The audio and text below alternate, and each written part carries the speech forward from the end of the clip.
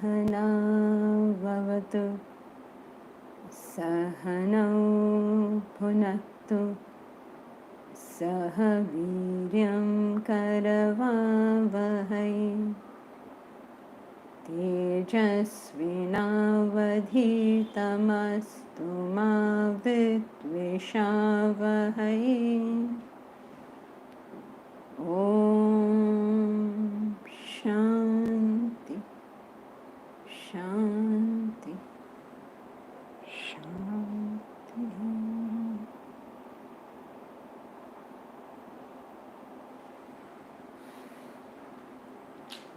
Together we'll chant the last 10 verses of chapter 7.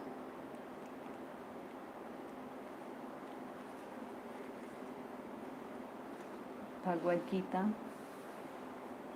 Yo yo yam yam tanum bhaktah shraddhaya chitumicchati tasya chalam shraddham tamena vidadhamyaham sadaya shraddhaya yuktah tasya aradhanamihate लभते च ततः कामान् मयैव विहितान् हितान् अन्तवत्तु फलं तेषां तद्भवत्यल्पमेधसाम् देवान् देव यजो यान्ति मद्भक्ता यान्ति मामपि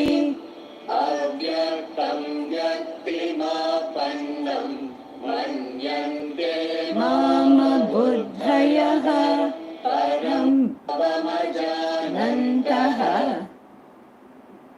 ममाव्ययमनुक्तः नाहं प्रकाशः सर्वस्य योगमाया समावृतः मूढोऽयं नाभिजानाति लोको मामजमव्ययम् वेदाहं समतीतानि वर्तमानानि चार्जुन भविष्याणि च भूतानि मां तु वेद न कश्चन इच्छाद्वेषसमुत्थेन द्वन्द्वमोहेन भारत सर्वभूतानि सम्मोहं सर्गे यान्ति परन्तप येषां त्वन्तगतं पापं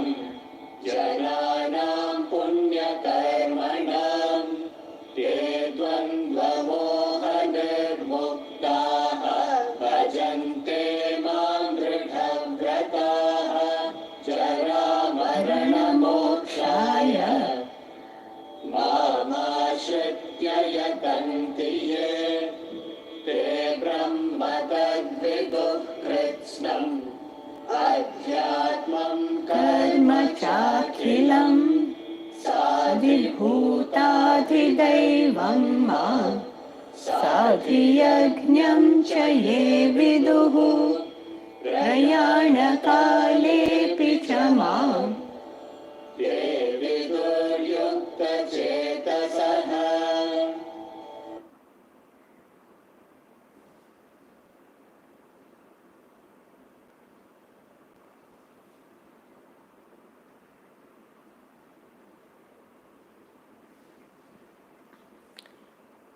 Okay, so we have one question here from Surendra. Verse 27, Swamiji's explanation, first line. So we are referring to Swami Parthasarathhi's commentary on the Bhagavad Gita. So it is from that book, verse 27, Swamiji's explanation on the first line. Those who've not got the book can get it online. And of course, I think Bharat has it as well. But now I know you're from all over, so you can get it online. Or there may be places in your city where it is available. So, what is the question? Surendra's question is, ignorance of self causes the birth of beings. Please explain. Uh, Surendra, each one of us go from experience to experience because of our desires. If we didn't have desires, we would not undergo these experiences. Why do you come to the class? Because you have a desire for the class. Why do you go to work? Because you have a desire there. Why do you go to meet your relations? Because there's some desire there. Why do you go for a movie? Why do you go anywhere? Why do we undertake any experience in this world? It's because of desire. Now, when we take birth, so we understand naturally that every experience that we have undergone during our lifetime is because of desire. So now, why did we take birth at all? So from this we postulate that we take the birth also because of desire. So where are these desires? These desires are in the unmanifest form known as vasanas. Vasanas, as we have studied, manifest into desires. In the unmanifest state, they are called vasanas. When they manifest, they are called desires. So when you're in the state of deep sleep, for instance, this is the state of vasanas. But when you're in the waking state and all your desires start playing, then in this state you call them vasanas. In deep sleep, you don't refer to it as desires because unmanifest. So what happens at the time of birth is we have all these vasanas within us, and these vasanas seek manifestation. And since the vasanas seek manifestation, we take birth. We take this body. Through this body, we are able to then fulfill those desires. So we take birth because of vasanas. What are vasanas? Vasanas are nothing but ignorance of the self. When we don't know the self, when we don't know who we are, we have desires. Because if we knew who we were, if we were full and complete within ourselves, then why would we want to get something to make us complete? So because we don't know ourselves, because we are ignorant of ourselves, we feel a void, an emptiness within us. And therefore the thoughts keep going out into the world to get something to make us feel full. So why do we take birth? Because we don't know the self. So birth is because of ignorance of the self.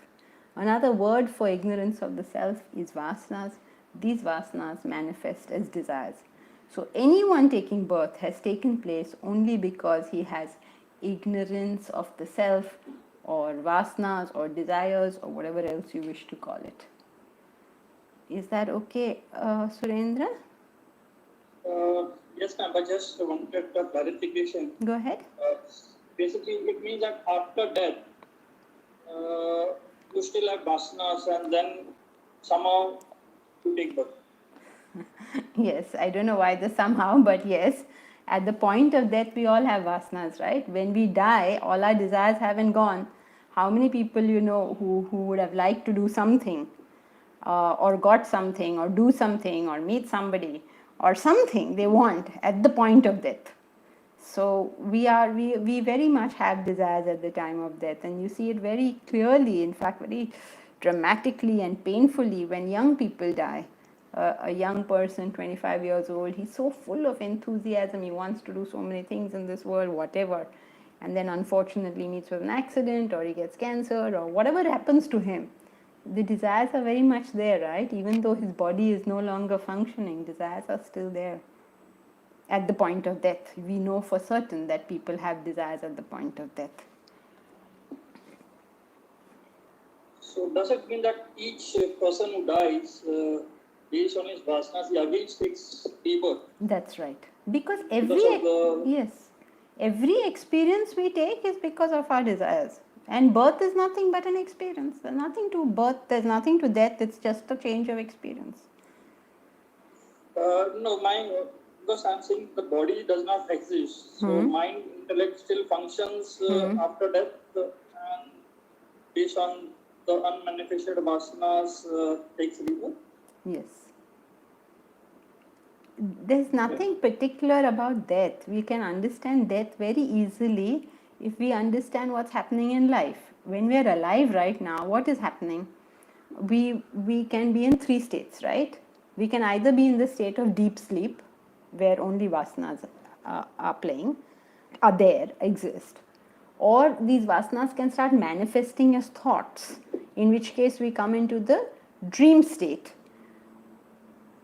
And then if these vasanas manifest as thoughts and actions both, that means this body is now awake, it's engaged. So it's the waking state. So each one of us through our whole life only go through this deep sleep, dream, waking. Deep sleep, dream, waking. So if you understand this philosophically, what does it mean? Either we are in the state of vasanas, which means unmanifest, or we are in the state of manifest, which means our thoughts and our actions. There's only these three possibilities for us. If we've accepted that at the point of death, desires exist, if you've accepted so much, then we have to see what's happening before. So what is happening before in life itself?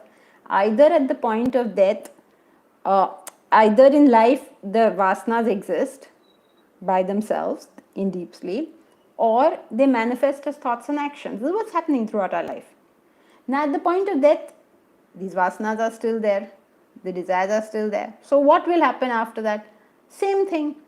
Either the vasanas will exist by themselves, which means they are unmanifest, which means the kind of experience we will go through is like a deep sleep state. You're not really experiencing anything, you're just experiencing nothing. Or you will go through some kind of dreams because the thoughts have started manifesting. So you will start experiencing some kind of thing. You may say, I was in heaven or I was in hell or something, based on whatever your own thoughts and ideas on this matter are. So you will see your dreams according to your own vasanas. So after that, what will happen? Either the vasanas will stay as they are, or they'll manifest as thoughts. But there's a third option in the waking state. That means your body is engaged. But after that, there's no body. So the question of doing action will never arise. So the only options are vasanas unmanifest or manifesting as thoughts. Only when we take a body, then the question of doing actions based on those vasanas can come about.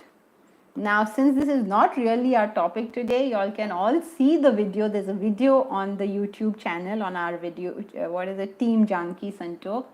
You can see there's a video on after death. So you can go listen to that if you are more interested or whatever. Otherwise, we will, this is the kind of topic that will take up the whole class. So are you clear on your original thing, Surendra? Yes, ma'am. Okay. Now, what was here? Janki ji? 1 second, Sanjay. I have a whole bunch of things. Ahil says, so how do we know ourselves? Ahil, we know ourselves through the spiritual sadhana. By spiritual sadhana, our desires reduce. When our desires reduce, what remains is the self. It's that simple. So now what is spiritual sadhana? That's what we are studying. The whole process is learning what are these things we have to do so that we can get over desires. Just since we are on this topic, please everybody take cognizance of the fact that we can never remove desires. We can only take up higher desires. So as we take up higher and higher desires, the lower desires wane away. And this whole process is known as the spiritual path. Every spiritual path is basically this. And every misunderstanding of the spiritual path is basically doing something other than this. So it's about that simple. I hope you're okay, Ahil. There was something else. When does life enter a body? Abhishek, life, when it enters the body, you will have to find out from the medical science, because at what point do you call this a living, external living being? Whatever their answer is, that's the point at which life has entered the body. Amrita Dalal says, even even negative experiences are because of vasanas. Yes, every single thing is because of vasanas. What is the difference between negative and positive? A negative is only things that I don't like, and positive are the things I do like. That's the only thing. So what is what does it what is a negative experience? A negative experience is usually the consequence. Past has already happened.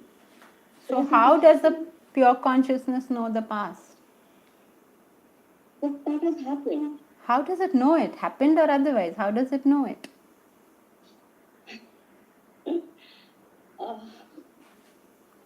Because there is I know the knowledge, which is the incident or the thing that has happened. Aditi, you weren't listening at all. I'm trying. I in fact will listen to the lecture again. Okay, one second. Let's see if anyone can explain this better than me. Can anyone explain this? Yes, I can try. Okay, go ahead, Rajita. Go ahead. The present which we are living is because of what we have done, what we have experienced in past. And whatever we are doing today will derive our future for us. That's not what Aditi is asking. Okay, anyone else can answer, Aditi? The question was, how does the consciousness know about the past? And it knows because it was always there. So that is how it knew about the past. And it knows about the present because again it is all pervasive and it is always there. Sort of. Exactly, I was also trying to. That's my inference also, because it was always there. No. The tree is there. Does it know what's happening with you? What is the connection with it being there and knowing? Okay, who else will try? I know equals self plus the thought. Very good. Now please explain that. Do you know this formula, Aditi? I know equals to thought, yes. Okay, so explain, Bharat. The self being the enlivening principle was always there whenever anybody knew anything or whenever anybody will know anything in the future. So what is the most important part of this?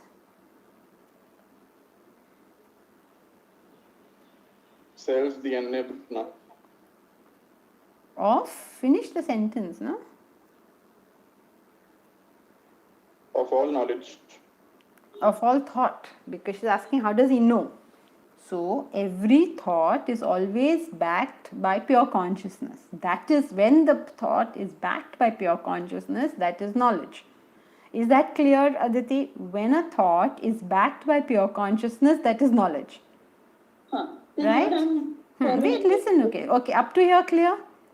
Yes. How do we know anything? Because we have a thought, and that thought is backed, is enlivened, is energized, whichever word you want to use, by pure consciousness. So much clear? Yes. Okay. Now, so whenever there has been knowledge, there have been these two things always present. There's always been a thought. Whoever had the knowledge, okay? There's always been a thought, and there's always been pure consciousness. Yes. Right? So now you know that a lecture is going on. So you have a thought of the lecture and you have the pure consciousness backing it. In the past, whatever anybody knew, they had a thought and they had the pure consciousness backing it. In the future also, whenever anybody will have a thought, it will be backed by the pure consciousness so that they will know. Yeah. So wherever there has been knowledge, there has always been pure consciousness. In the past or present or will be in the future. Pure consciousness is that which enables one to know the knowledge, to know. It enables the thought. So therefore, wherever there was a thought, it was backed by pure consciousness. Therefore, pure consciousness can in a poetic manner, so as to speak, say, I know everything, because wherever there was knowledge, I was there. I was enabling that. So isn't it the same as all pervading. No, why would it be the same as all pervading? In this case, it's about enabling, not about pervading. Okay, just think about it now. As you are sitting in the room right now, there is a plant there. Yeah. Can the plant say it knows what you're doing? No. It's present with you, but it can't make that assertion. So being present is not what makes that assertion. It is the enabler which makes that assertion. Okay. So being present and enabler. Okay. So now let's see, what else do we have here? Thank you, Janki ji. Okay, Aditi. Deepa, oh wait. Yeah, Deepa. Can you brief us about different kind of vasanas? If not now, sometime later. What is the difficulty in that? Deepa, you have only 4 types of vasanas. You have physical vasanas, emotional vasanas, intellectual vasanas and spiritual vasanas. All vasanas can be classified in that manner. There are many ways of classifying vasanas. You can have tamasic vasanas, rajasic vasanas, sattvic vasanas. You can have noble vasanas, ignoble vasanas. All these are mere classifications of vasanas. Now, how many types of physical desires there could be, like that is like infinite. God alone knows how many types. How many types of emotional desires can be? Again, God knows how many. But broadly speaking, you can classify them into physical, emotional, intellectual and spiritual. You have to unmute yourself, Deepa. I was talking about prarabdha vasana, sanchita vasana. Okay, that's another classification. Prarabdha vasanas are those vasanas which you are born with and which you cannot exhaust through knowledge. You will have to experience them. Sanchita vasanas means your total vasanas, all vasanas put together. These vasanas can be removed through knowledge. You do not have to experience it. And those vasanas which are not yet manifested in you are called agami vasanas. Agami means yet to come. So in that classification you have 3 types. 1 which cannot be removed with knowledge, 2 which can be removed with knowledge, and 3 those which are still not manifested. So until they manifest we cannot tell whether they can be removed with knowledge or not. Okay? Yeah. So Sanjay, you had a question. Janki ji, it's been asked also before, but I'm a bit still not very clear. The vasanas, the body is the vehicle through which the vasanas are worked out.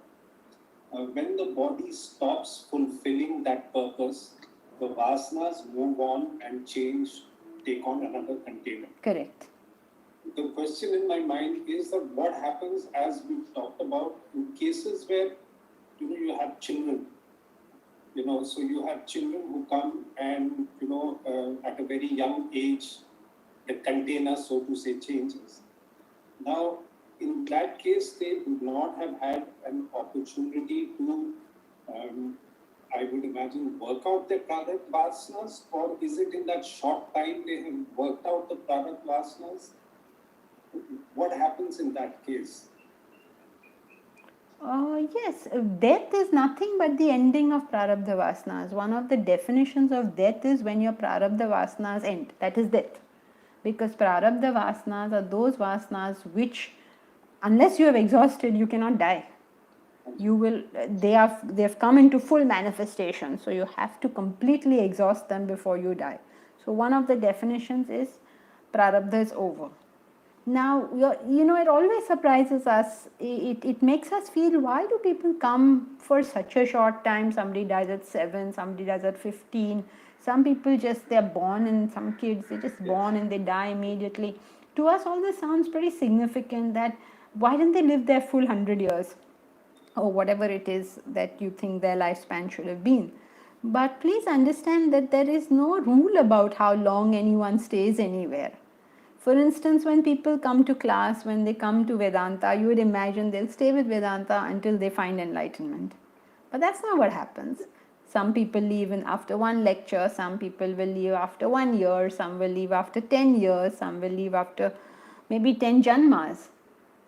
So different people, based on the degree of their desires, will stay with us for that much time.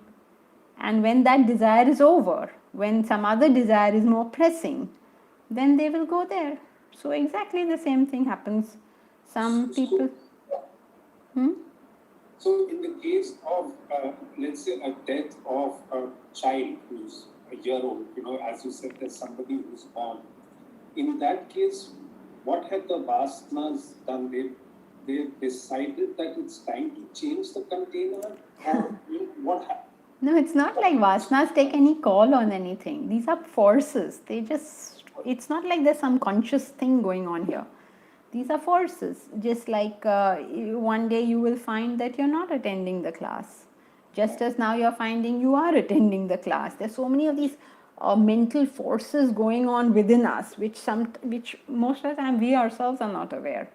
And then you find yourself doing something at some point, and you find yourself doing something else at some point. So unless we have made a very conscious attempt to live our life, we are a bit like a leaf in a summer breeze. It's going up and down with the circumstances and all that sort of thing. So it's not a conscious thing like that. It's just all the forces put together give forth a certain result. Thank you. Okay. Then Rujita. Yes, go ahead, Rujita. Yeah, Chakravarti. When we say that there is a moksha, people do say, I've heard people saying that when all the desires die, then you go to the state which is like moksha. That is something like you are not going to be born again, something like that. And just now you said that, while explaining something, you said that desires, we do have desires, and it keeps us going, something like that, yeah. So, what do we understand by that? What do we understand by what, Rujita? Moksha. What do we understand? That is there something like moksha for our lives? Yes, of course. Moksha is enlightenment. It's another word for enlightenment. You can call it self-realization, enlightenment, moksha, merger with God, whatever. Different people call it different things. Meeting Krishna, the bhaktas will say they want to meet Krishna. So different ways of putting the same idea, which is self-realization or moksha. So all of it mean the same thing. It means the end of desires. When desires are over, you are got moksha. Moksha means freedom. You got freedom from what? You got freedom from sorrow. The only way to get freedom from sorrow is to not have desires. As long as desires are there, they will cause mental agitations. This is a law. All mental agitations come from desires and desires only. So once there are no desires, you have got freedom. You've got freedom from the entanglement with sorrow. Entanglement with sorrow only comes because of desires. Otherwise, why would we be fettered? Why would we be chained to sorrow? Why can't we just be happy? No, but we can't just be happy because the desires are there. So when we lose the desires, when the desires go, then you're free. You are no longer in chains. You're no longer bound to sorrow. And that is what they call freedom or moksha. And attempting this process is called the spiritual path or the path to God. Different people call it different names. So moksha is nothing but this. It's the simple formula. Man minus desires is equal to God. So Rujita minus desires is equal to God. When Rujita's desires go, she knows she's God. That's moksha. If the desires don't go, then she gets another birth to try again. As long as the desires are there, she gets birth after birth and birth because the desires are there. So therefore you will have to experience whatever it is those desires are. But when the desires are over, then there's no experiencing anything any further. And you're freed, you're liberated from the thraldom with sorrow, thraldom of sorrow. Okay? Okay, yeah, thank you. Rajesh, Hari Om Sangeeta, just a second.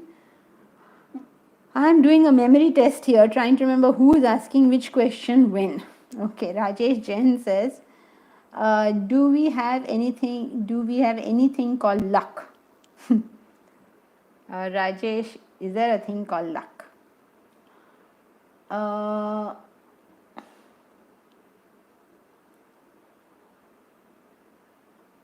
Success is dependent on luck.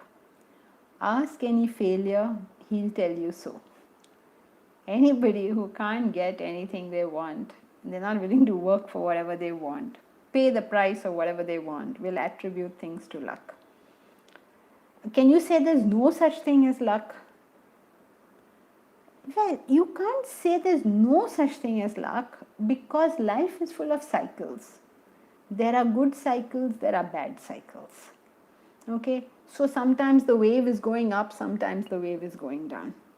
Now, dependent on how much you have worked, you will be able to use that. So, suppose you have very carefully done everything. When the good cycle comes, you will be able to really use it well. When the bad cycle comes, then you will be able to minimize the damage. So, life will have ups and downs. These ups and downs people may call luck, good luck, bad luck, whatever. But whether that helps us in our success or not is a matter of what we are doing. Okay, now even as this time of coronavirus, there are people who are sitting and crying and saying, oh my God, oh my God, oh my God. And there are some people who are making the most of it, right? So you are at home, so why don't you do whatever it is you've always thought you will do if you were at home? I mean, it's a great time. Every time is a great time. If you look at it like that, and every time can be a bad time if you look at it like that. All the people who want to go back to that normal life, whatever normal they had, when will normal return, they want to know. So the people who are now saying, I want that normal, when that normal was there, how happy were they? Were they delighted and happy with life? They were grumbling about that. Now this abnormal is here, grumble about this. So life will go through ups and downs. There may be times where there's lockdown, there'll be times when it opens up, then there'll be time when it's locked down, whatever will go on. But if we are doing whatever we need to do to get to our goals, we just keep continuing, right? We can keep studying. Every morning we can study, lockdown or no lockdown.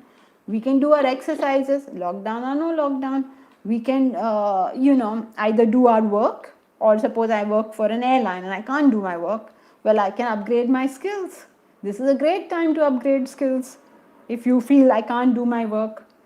Or you can come up with new ideas how to benefit everybody, because everybody's got some kind of issue at the moment, so why not come up with ideas to benefit people? And so many people have. I believe Mukesh Ambani has made some, I don't know what, I remember the figures, I can't understand only what is the difference in million and billion, but he seems to have made some of it, lots of it. He's going through the same time as we are, but he's able to do good with it. So, is there such a thing as luck? Well, I wouldn't call it luck, I would call it the cycles of life. There are some good situations, there are some bad situations. Whether we use them or not depends on the clarity of our intellect. Is that okay, Rajesh?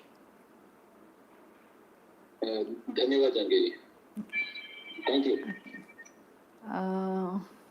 Now who? Do we have any? No, why? Why does a medically dying person resist death? Everybody resists death. NS, who's NS? What is your name? Do I know you? Who's NS? Nanda. Huh? Sorry?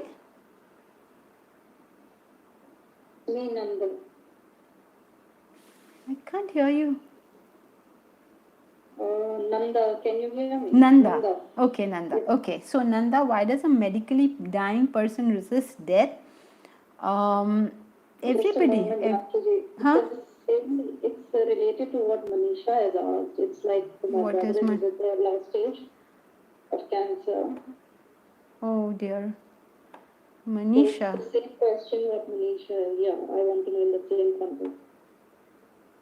Is it okay to ask for the...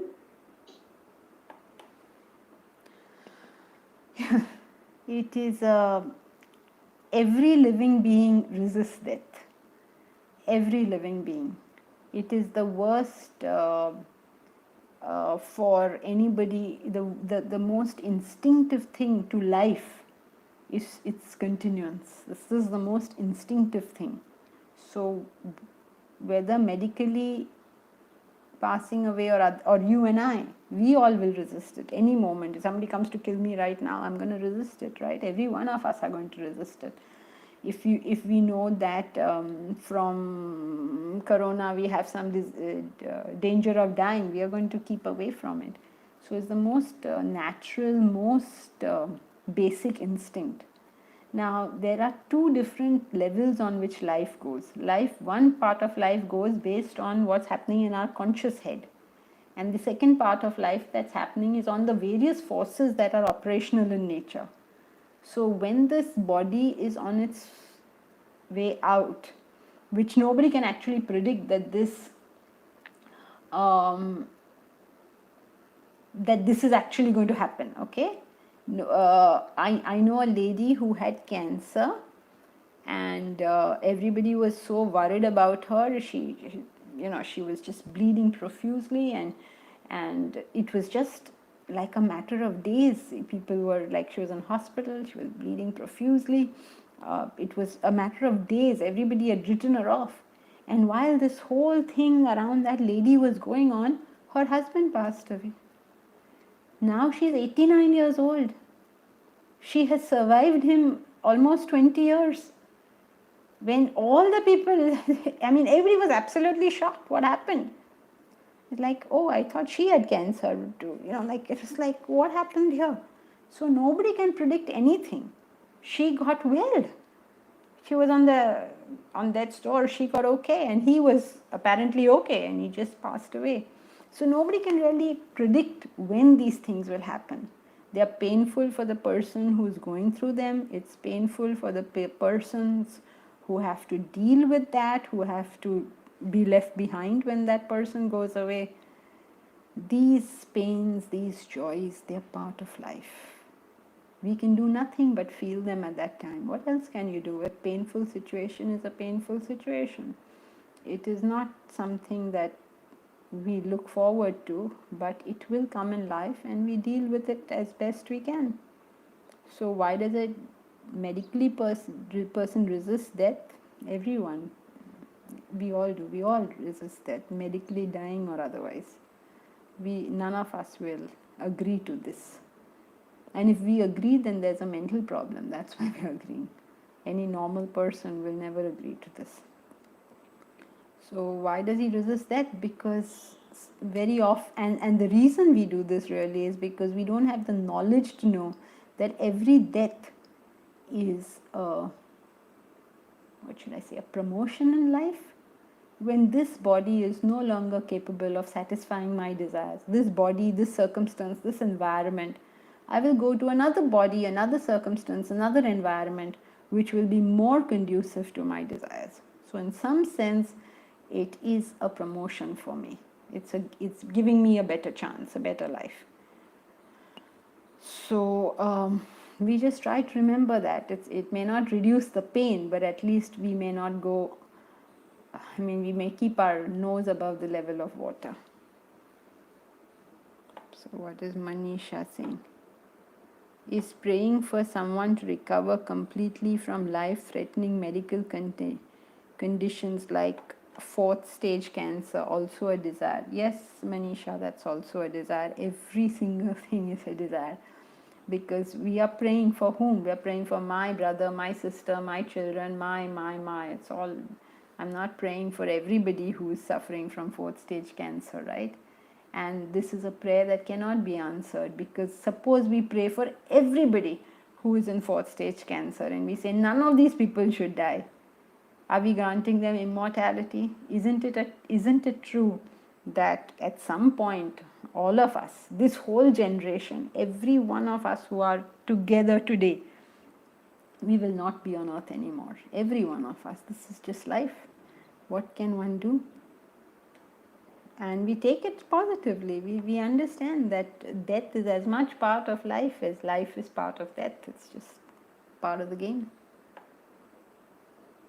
Is that okay, both Nanda and Manisha, since you all have asked about the same incident? Yes, Shanti, thank you so much. So what has more weightage, like prayer for someone or acceptance? More weightage in what, Manisha? I need to ask, you said we should accept everything. I have also been learning that. Prayers have more weightage, or we should pray or just accept the situation the way we are getting such kind of situations. I don't know what prayer has to do with it. Prayer is there in every situation, good, bad and ugly. Prayer is what we do every day. It's like asking me, should I brush my teeth? Well, yes, we do this every day. We do it twice a day. That has got nothing to do with the situation. But what should we do in any situation is the same. Do whatever you can to improve it. Now, whether it will improve or not is a matter of so many forces, not entirely in our hands. So I didn't, by the way, say accept it. I said that these are facts of life. You can accept it or you can't accept it. That is your personal decision and choice. But Vedanta says this is a fact. So we just know that this is a fact. So you pray every day, regardless of what the situation is. And you accept also every day, regardless of what the situation is. And you work hard to fulfill whatever your desire is, regardless of what the situation is. So if you want this person who is suffering from a life-threatening medical condition to get better, then do whatever it takes. See more doctors, read up more about it, understand more about it, see what further types of treatments there are, take second opinions, do whatever needs to be done. And having done all that, always know that eventually the result is a conglomeration of all the things, not just my effort. But my effort can only improve the situation. Is that okay? Thank you. Yes, thank you so much. Thank you. And now Sarah. Pure consciousness witnesses everything past, present and future. I suppose, Sarah, this was in relation to the previous question, right? Okay, so what's happening here? Abhishek says, does a soul get to choose its place of birth or parents, and once it passes? Yes, everything in your life is your own choice, Abhishek. Your parents are your choice, your circumstances are your choice, everything. Then if our purpose is to be one with the divine, which can happen only after death, why should we resist death? That's not true. Our purpose is, of course, to understand the divine, but it is not true that we will be able to understand the divine after death. That's not true. You find it right here in life. Why should you wait for death for that? Sangeeta. Oh, sorry. Shyamji, you had something to say? Yeah. Go ahead. I was thinking of the early death. So there are laws, law of causation, law of karma. So the short birth, there has to be some reason, maybe one or more. One thing. Other thing, it is said that we select our birth ourselves, and we select our parents also. And we come with a set of prabdha vasanas, maybe short period or maybe long period. And there is another reason that the parents must have some bad karma or whatever, so they have emotional suffering. So there has to be some cause for their emotional suffering. So there has to be some early birth. These all reasons are gathered together. Does it make any sense? For early death, you mean, right? For early death. Yeah. Yes, the most of them are okay. The last one I don't agree with, that they had some bad karma, that we don't know.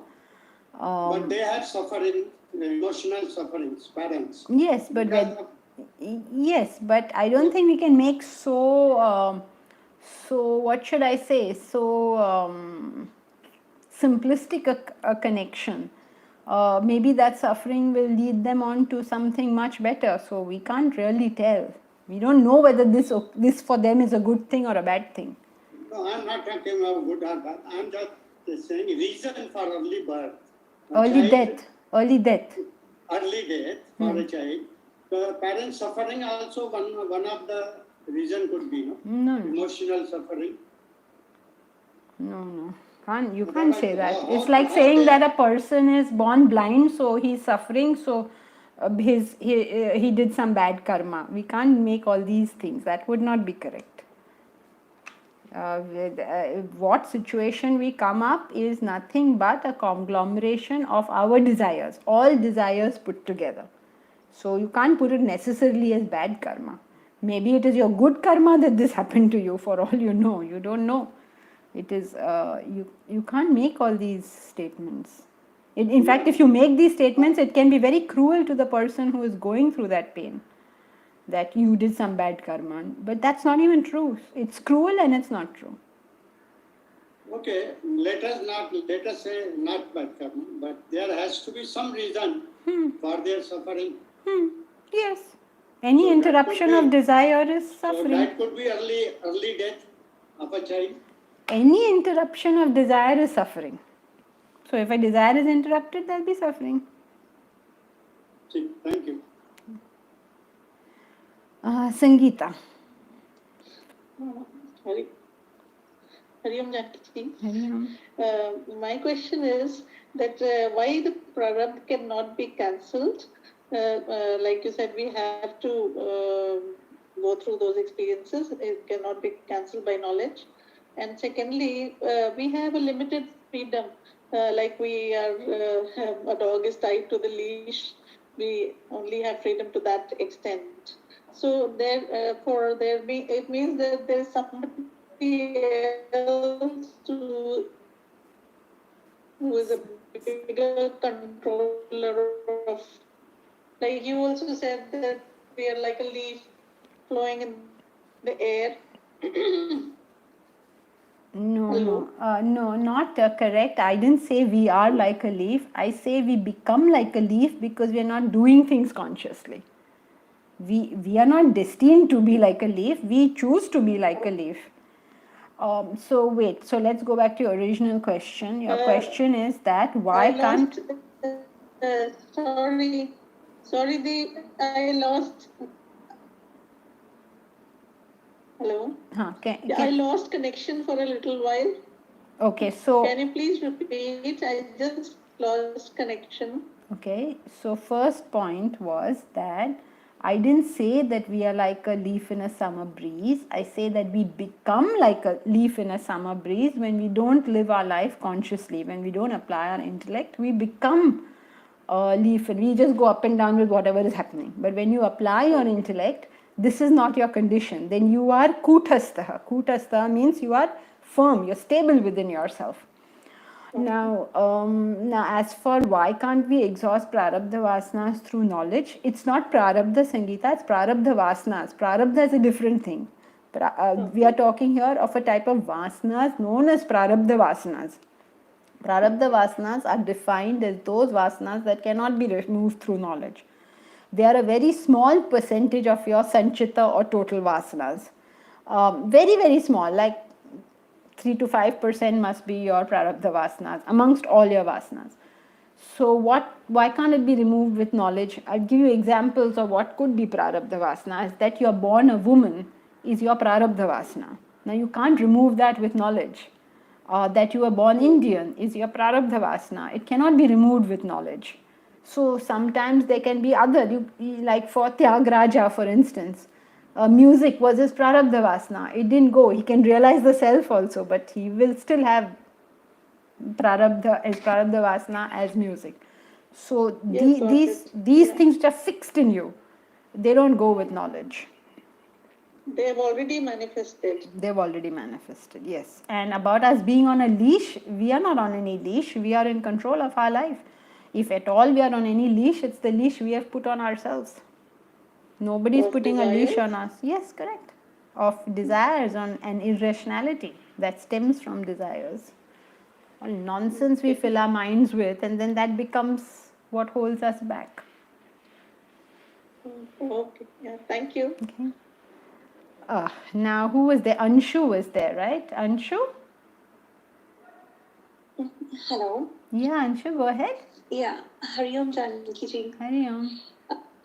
Janki ji, as per Jainism, our birth, the form that we take in the next birth, depends on the karmas of our current birth. Jainism teaches us that it is not a necessity that in the coming birth as well you'll be born as a human being. It all depends on your karma of this birth, if you'll be born as a human being or as an animal or an insect or whatsoever.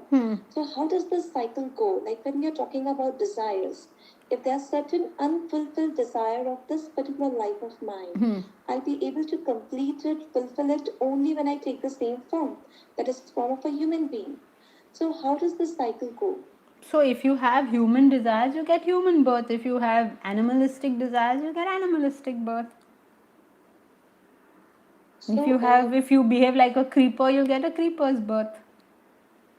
So that means it has got to do with karma or the desires of our current life. Use English, Anshu. It has to do with what? It has to do with karma. Use English. Our deeds. Very good. It has to do with our actions and it has to do with our thoughts. Correct. Of course, it has to do with our actions, our deeds and our thoughts. What else will it have to do anything with? That's why, you keep to English, then becomes simple. When we say karma and all, suddenly it becomes something big in our life. It's just simple. It's what you did. Karma is what you did. What was your behavior? What was your deeds? Karma also includes what did you think? Because you did what you did because of what you thought. So karma includes your thoughts, includes your desires, includes your vasanas. So when you just speak in English, then it just becomes common sense. Most of philosophy is just common sense. What kind of experience will I have next based on whatever I do in this experience, isn't it? So if I keep thinking now, suppose now you keep thinking on Vedantic thoughts, you will increase those experiences. If you keep thinking about clothes, you will increase those experiences. You keep thinking about movies, you will increase those experiences. True. So it's quite commonsensical, but when we use other languages and use karma and all that, it starts becoming like some, like I don't know, it becomes a sort of superstitious thing. Right. So is it clear? It's all, they're all saying the same thing. Jainism, Buddhism, Hinduism, Vedanta, they're all saying the same thing. I mean, everybody's saying the same thing, but they just say it in different ways. Got it. Thank you. Okay. Then who was there next? Sangeeta, just a second. I'll just finish this list and come back to you. Unless it's the same question. Is it the same question or different question?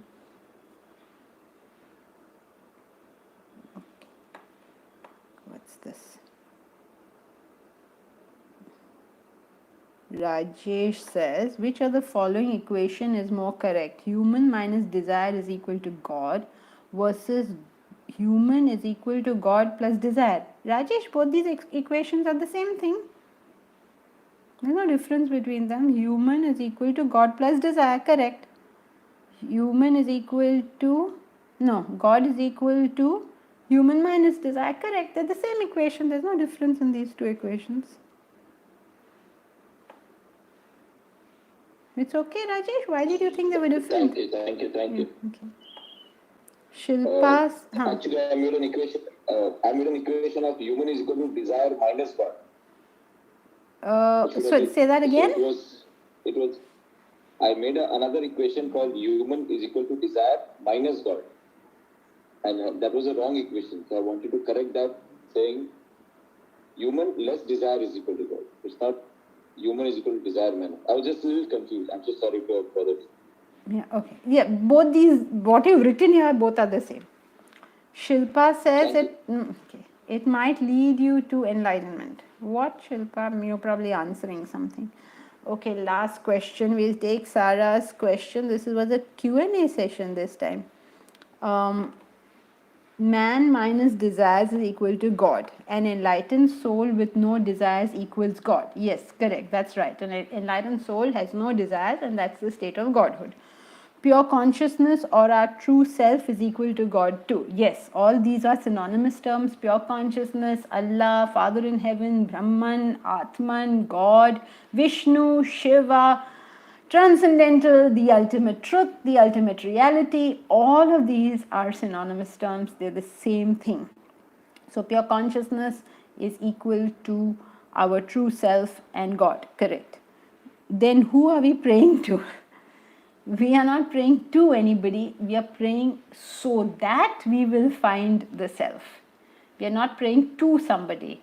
This is a misconception. Why are we praying to somebody? We are praying so that we hope, we desire, we worship realization, we want to get there, and so we, by prayer, strengthen that desire within us that I want to find the ultimate truth, or I want to find Allah, or I want to find Father in heaven, or I want to find whatever you call that finality. So you're not praying to it, you're praying to get there, to become one with it, to understand it. Prayer is one way of understanding it. Like someone asked about praying during tough times or praying for a loved one on suffering from cancer. Well, we pray tough times, good times, bad times, mediocre times, middle times, high times, low times. We pray all the time because praying is only remembering what your ultimate goal in life is. Is that okay, Sarah? Okay, fine.